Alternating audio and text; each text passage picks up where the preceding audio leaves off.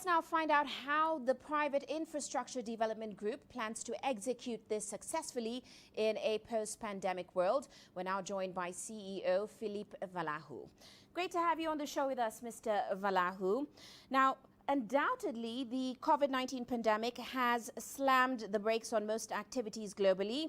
How have you seen this impact global markets' appetite for African infrastructure investments? How have you seen it change those financing needs? And certainly, how have you seen it impact the strategy for financing institutions such as yours in Africa? I suppose the first thing I'd want to say is that I'd like to offer a different story than the doom and gloom that one reads about from all the time. And I must say that when we, and I personally, went into lockdown in mid-March of this year, and I was thinking about what the outlook might look like for our own institution by the end of the year, I was quite pessimistic.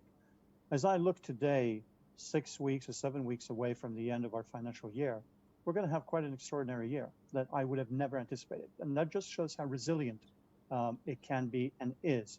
And so, yes, people have had to adapt. We have had to adapt in the way we do things. But I think there's a lot of activity taking place, and we are relying ever more on our local partners than we've had in the past, even if we cannot travel. So I think there's a lot of good things that will come out of this. It does mean that institutions like us have to step up to the plate to fill some of the void that is being left.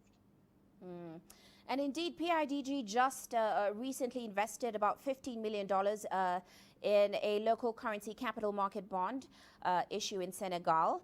Give us a sense of what opportunities and financing solutions you are looking at in terms of bankable projects for private sector players and, of course, DFIs, especially in this environment. I think for me, and the deal you mentioned is an example of it, is one of the most exciting things we are doing. And that's the promotion of local currency solutions, as opposed to having a dollar-based financing with all the risks associated with it. Earlier in the year, you may have read, for example, we were able to, through credit enhancement, provide the issuance of a bond in Kenya, the first ever green bond, to fund student accommodation for some of the university students in Nairobi. And we're seeing much more demand for this type of, effectively, you're doing two things. You're developing local capital markets, deepening local capital markets by allowing pension funds and insurance companies in Africa, which until now have not invested or been able to invest in the infrastructure asset class, and then developing the much needed infrastructure. You mentioned the Port Autonome de Dakar, which is transportation, student accommodation, but there are a number of sectors where this is applicable. So for me, that's one exciting part of our work currently. Now, given your optimism, which I have to say is certainly refreshing, give us a sense of the silver linings in the current pandemic, especially in terms of the appetite for collaboration. How does the up-and-coming AFCFTA, Africa Continental Free Trade Area, feature in all this?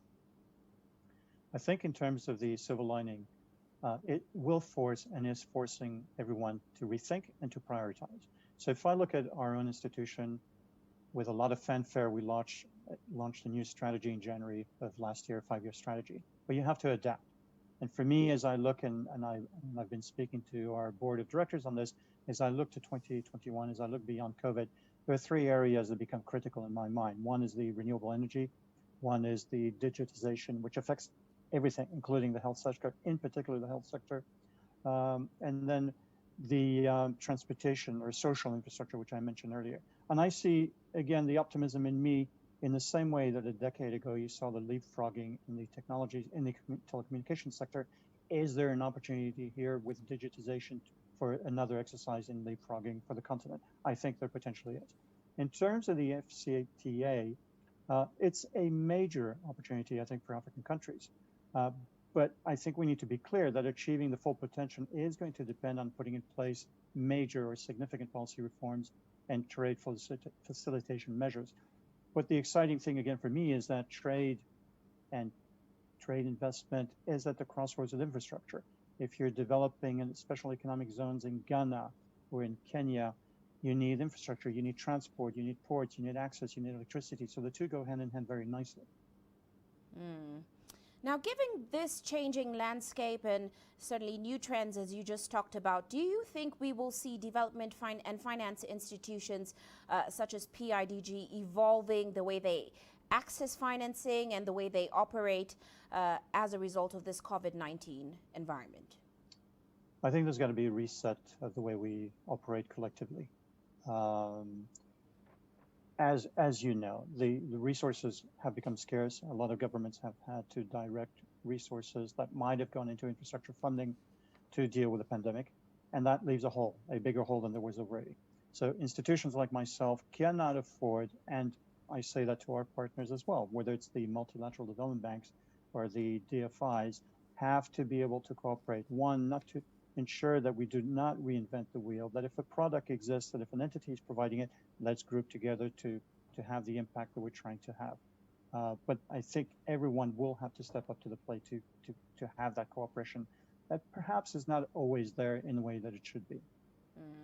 Well, we do have to leave it there, but thank you so much, Mr. Valahu, for that interesting discussion.